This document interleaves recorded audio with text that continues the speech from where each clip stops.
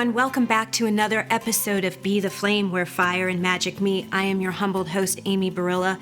I'm really excited to share this sacred space with all of you today, and I hope you're all having a wonderful week, staying healthy, wealthy, and wise. If you're new to this series, I want to welcome all of you. If you are returning because you've been following me through Season 1 and now through Season 2, welcome back. This project has been a tremendous labor of love, and we are so excited to offer an opportunity where you have two choices. You can either hear me or you can see me, which always adds an extra layer of fun. Before I get into all this sacred divine content, I want to make sure that we do what we do on every episode, and that is to recite our mantra. So what I want to ask all of you to do is take a minute and kind of center and ground yourself. Take a couple of nice deep breaths, inhalation through the nose and exhalation through the mouth. And I want you to place your hand over your heart, and I want you to close your eyes. And I want you to feel that beat coming out of the center of your chest. That is your soul's purpose talking to you.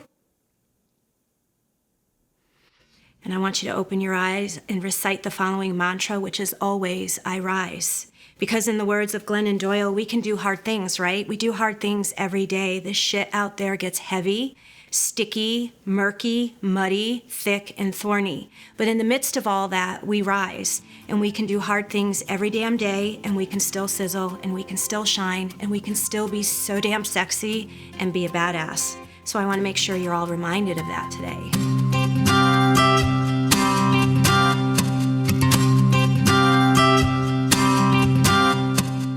So I wanted to come and talk to you a little bit about something I feel is very important, and that is empathic burnout in the healing arts professional or practitioner. Now, in Season 1, I did do an episode that was tailored to caregiver burnout, and that was super, super important. And that could apply to anyone and everyone. However, I got to thinking, there are so many of my fellow colleagues out there, and even those who are watching this that we don't know each other personally, and you are in the healing arts profession. I think this is really good for you to tune in and listen to today, because there are so many pitfalls and there are so many things that create a domino effect in this body of work. And when we're working with the public and we're working with our clients day to day and seeing volumes of clients, we tend to forget some of the things that are important in our own self-care regimen and routine.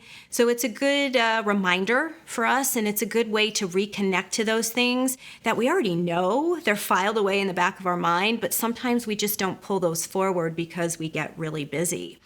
So when our clients come in and see us, they're seeing us for a variety of reasons, right? For me specifically, I love working with women and children. That's my passion. That's what fuels my spirit. That's what gets me up in the morning, and that's what gets my day started.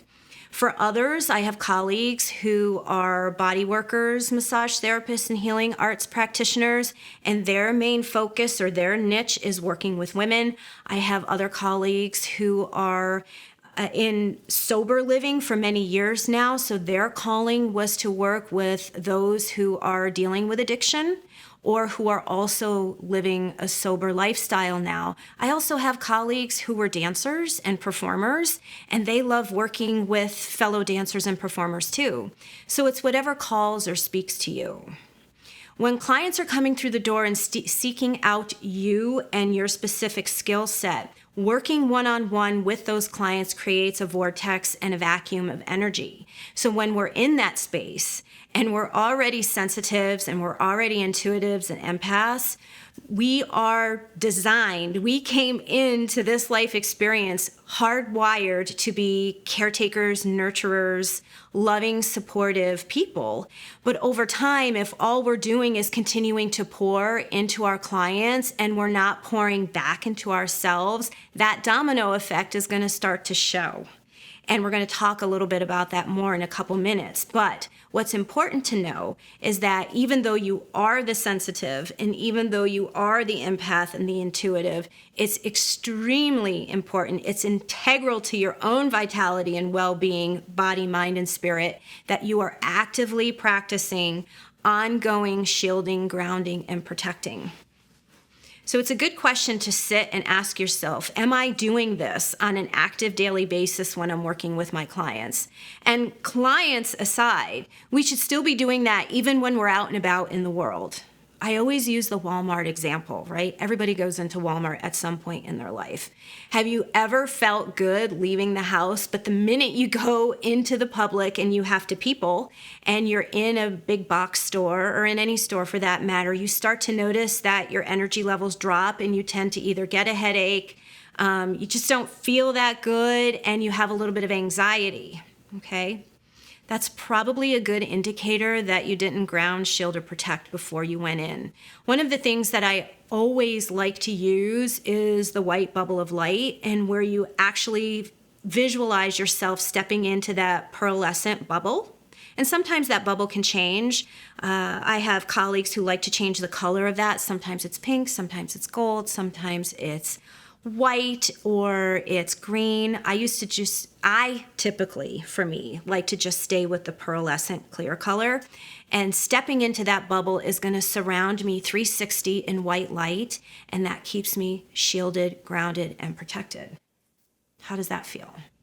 Do any of you out there also do that? Or you may do something different. Some people wear crystals. I wear crystals every day, especially when I'm in the office working with my kids and families. I have a very large clear quartz pointed priestess stone, which I always love to say that I got from sagegoddess.com, Dr. Athena Parakis, who is one of my mentors and teachers. And I have learned so much being part of her Soul Shift program. And I buy a lot of stuff from her. And I'm not ashamed to say that. But I'm a big supporter and promoter of her work. And a lot of times people will stop me outside of the office and ask me where I got certain pieces of jewelry. So I always like to redirect them. And I think on a future episode, I'll start wearing some of her pieces so you can get a look at that, so you can know where you can get them too. Although many of her things are on an active wait list. But that being said, wearing crystals is also an important tool that we can use as practitioners to ground, shield, and protect ourselves. Essential oils are always wonderful. You can't have enough of those. Sage Goddess perfumes are a daily staple in my life, and those are wonderful and magical to use. But when we're in that space and we're working with volumes of clients, one of the other things I want to remind you is the importance of food and hydration. Now, for me, an ongoing struggle that I've had for many years is eating. Today, they would say that that's a spectrum disorder for eating versus a specific eating disorder, but I have that thing inside my brain that doesn't trigger me to be hungry. And a lot of that I have found out over time is a control issue. So if I'm under stress and that stress kind of escalates and climbs for me, I can control that by not eating. Now, as a healing arts practitioner, is that the smartest move for me to make? Absolutely not. So that's another part that I have to actively and consciously focus on, is to make sure that I'm fueling myself and I'm taking in enough hydration, because if I'm not doing that, I can't be the best at what I do for the people who are coming through my door, who are in crisis and who need me the most. Think about that for a minute. So fuel through food and hydration is also essential. I'm not a big fan of journaling, I have to tell you, and I have many, many colleagues who really dive deep into the writing aspect of writing out their feelings and emotions. For me, that doesn't work so well. I love channeling messages, and I love writing on a more automatic level and an automatic basis. But for me to just open up a notebook and start journaling my feels doesn't work so well for me. But I'm not dissuading or discouraging you from doing that, because if that works for you and that feels good to you and you connect to that, I support you, because that's important. One of the other things is yoga and meditation. Again, yoga is wonderful for moving the body and getting that chi more free-flowing when we feel stuck or stagnant, or we're in a mode of overwhelm from the volume of people that we're working on. Also, too, meditation, I find that meditation is not so much sitting and going om as much as it is for me being outside. I love being outside in nature. It's hot right now. We're in the beginning of summer here in Vegas, but the heat feels good to me. It's restorative to my bones, and it feels good to my body, my mind, and my spirit. So what else can be done? One of the things I've had to learn over the course of these past 13 years in practice is that I've had to adjust the days that I'm in the office and the volume of kids and mama bears that I see. Several years ago, it was not uncommon for me to be in the office 5 days a week, seeing anywhere from 10 to 12 kids or moms per day. If you multiply that by 5 days in a week, that's insane. And I can't see myself ever doing that now. But you learn through trial by fire. Now I'm in the office typically 3 full days a week. And I'll keep my kid load down to maybe somewhere between 5 and 8, which some days I still wonder if that's too many. But at the end of my day, because I'm more aware and I'm more conscious of the things that I need to do to stay grounded and centered, that works pretty well for me right now. So I want to ask you, if you are a fellow healing arts practitioner, where are you recognizing some of the pitfalls in your day-to-day practice that you can pause, step back, survey, and evaluate so you can find new ways to recalibrate yourself and be a more effective healing arts practitioner, because we are needed now more than ever. We're technically on the tail end of this pandemic, and so now life has begun to resume. And with that resuming, we have more people that are out and about in the world, but we're also starting to see the other side to these big emotions, not only in our children, but in grown-ups too, because we have been locked down for a year. There's been a lot of fear instilled in people, and we're walking around with that. Remember, our bodies are like a computer. It's wired into us, and when we listen to all the media for so long, when we listen to other people for so long, and we have the same conversations regarding what's been happening out there over the past year, it will have an effect on us.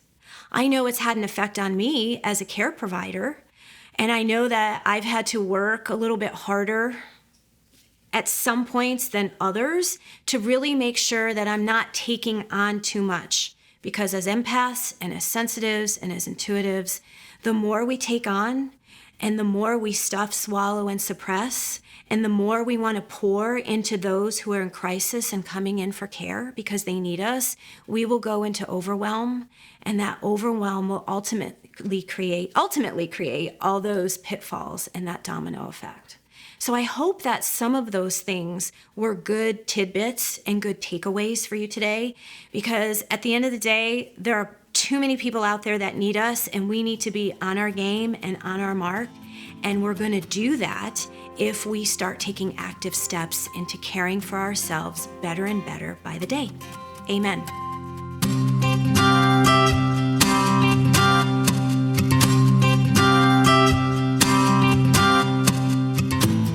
Okay, so now we're at one of the favorite parts of the episode, and that is the Crystal Wisdom Corner. So each time we gather, I want to make sure that I share some information on a crystal that's specific to the topic that we're discussing week to week, because as a crystal enthusiast and as a crystal junkie and as a crystal lover, I can't get enough of their healing properties, because I truly believe that these magical stones that come out of the earth have much to teach us. As I like to say, they offer a lot of spiritual and healing medicine so we can move about the world a little more easily day to day. But for this episode, Empathic Burnout, I felt it was appropriate to share this big honkin' specimen of fluorite.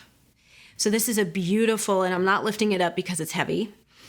This is a beautiful specimen of green fluorite. Fluorite comes in a variety of colors, but for this episode, fluorite is good to dispel or diffuse energetic empathic smog. And you might be sitting there thinking to yourself, well, what the hell does smog mean? Well, I'm going to tell you. Smog is all things that are energetic based, but on a lower, denser vibration. And as empaths and as sensitives and intuitives, as I keep driving home to you over and over, when we get overwhelmed, we need an outlet for that. And when we have fluorite in our orbit, we can use that to help get rid of some of that smog. So I have a smaller piece for the kids to grab onto of fluorite in my office. I also have at home this really cool raw piece. It's polished on one side and it's about that big. And I refer to it as a charge plate. And charge plates are flatter, bigger pieces of stones. You can put a plate of food on it. You can put a glass of water or a drink of your choice on it. You can also put other crystals on it if you're working a lot with stones in your day-to-day practice, so that it gets rid of some of the energy smog too. And I hope that when I say smog, you get a visualization, because it is. It's like a cloud of, gray, murky matter. So your crystal wisdom for this week and this episode is fluorite, a great stone and great medicine to work with when we want to, give the energy smog the heave-ho or the boot. Our card for the week, because as you know, each week I love selecting a card from the Everyday Messages affirmation deck. And this card was pre-selected by Randy, my producer and my amazing friend. And I thought it was a perfect card for the collective, and that is change is supposed to come with challenge. So what the hell does that mean? Well, I'm going to tell you what that means. I love this card for a couple of reasons. Change is supposed to come with challenge, right? And challenge is not pretty. It's not fun. It's certainly not glamorous oftentimes, but the challenge comes to us at appropriate times because we're getting the call that we have to break the chain somewhere in one of our life compartments. So I want to ask you today, where in your life is change showing up that could be presenting a challenge? And how are you leaning into it? We have two choices when challenge shows up. We can either turn in and lean towards it, or we can turn our backs and lean away. If we lean away, chances are we're going to be met with more resistance, right? And with resistance is going to come even more difficulty. But if we turn in and we lean in and we kind of say yes to the feels, even though it doesn't feel wonderful, glamorous, pretty, whatever, at the end of it or at the other side of it, it will be quite magical, I promise you. I promise you that. So your collective card read for this upcoming week and for this episode is just for today. Change is supposed to come with challenge. And that's another thing I want to remind all of you, is that when we're working with affirmations or when we're working with mantras, we're working in the moment we're in. We're not looking ahead, because when we look forward, we tend to have those feelings of anxiousness crop up. And when we always are focusing on what's behind us, what's in the rear view mirror, that's where we start to see depression creep in. So we're working in the now, in the present moment, right here. And we might have to repeat that over and over and over again. I know I've done that so many times. Just for today, change is supposed to come with challenge, and I'm okay for about 5 minutes, and then I lose my shit all over again. And I've had to become okay with that, because I have to just recenter myself and do it over and over. It becomes repetition. And then over time, if we just breathe and lean in, it will get easier. So just for today, change is supposed to come with challenge. So as I wrap up each episode, you're not getting away without some homework. And the homework section of Be the Flame is known as Feet to the Fire. And we've talked about a lot of stuff today. It was a little bit heavier, and it was a little bit more designed and tailor-made for my fellow healing arts practitioners out there. But what I want to ask each of you for your homework for the upcoming week is, where in your life can you press pause? Can you step back? Can you survey all the things that you're doing in your day-to-day practice and really check in with yourself and say, am I in a space where I'm not managing my own energy? And am I not managing my own needs to the best of my ability? And how can I recalibrate? And see what you come up with. If you've got to do more yoga, if you've got to get out in nature, if you've got to go hiking, if you have to adjust your hours, if you have to scale back or dial back and not take on so many clients. If it's what you're coming up with, it's okay. I'm not saying it's forever. It just has to be for right now. And I will be quite honest with you, when I made that decision, that seeing, 10 or more kids and mama bears a day, I was burnt. I was fucking fried. And what I realized is that I couldn't be the best at what I do because I wasn't taking the best care of me. Okay? So, as always, we can do hard things. We can do hard things and we can still sizzle and shine, and you can still be the badass, sexy healing arts practitioner that you came in to be. And as always, I love you, I see you, I hear you, and always, always. And until we hang out again, I hope you have a magical week. And one other thing, if you want to connect with me, you can always find me on Instagram under Amy Barilla Pediatrics. You can find me on my main website, which is amybarilla.com, because you can not only catch this episode, but the other episodes in season 2, plus you can listen to me and connect with me through season 1. So I invite you to tune in, connect, be part of the sacred space where fire and magic meet.